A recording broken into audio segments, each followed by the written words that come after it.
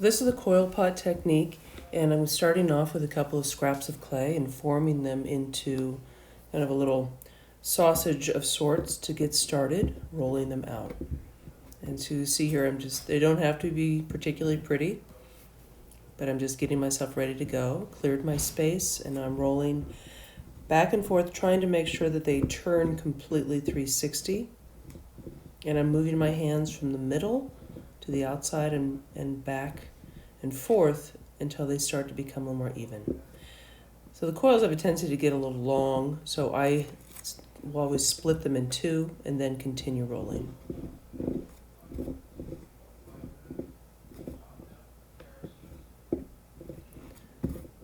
So before I start any coil pot, this is always what I do.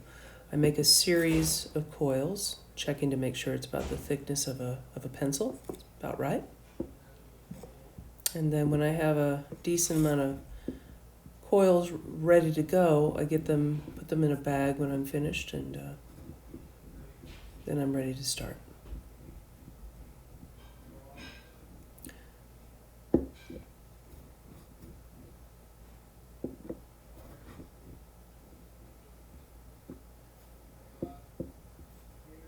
And you don't need the coils to be terribly long. Most of my coils are somewhere between, I'd say about 12 inches to 18 inches at the most. Any more than that, it just gets very hard to work with. So I'm just making a few more here. And you do want to put a decent amount of pressure on it. Don't put too much pressure, or you'll squish them a little flat. And I think that's the mistake that a lot of people make in the beginning, is that there's a little too much pressure. And that's the kind of thing that you need to practice, is how much pressure do you put, either too much or too little, and your coils will roll uneven.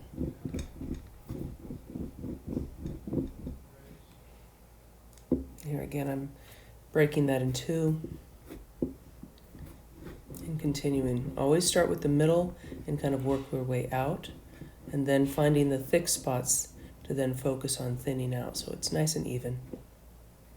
Oop, and breaks do happen. That's okay. So I'm rolling this out on canvas, and canvas actually makes a bit of a texture to it, so they're not going to be as smooth as they normally would if I were to roll on, say, wood or maybe a metal or stone surface.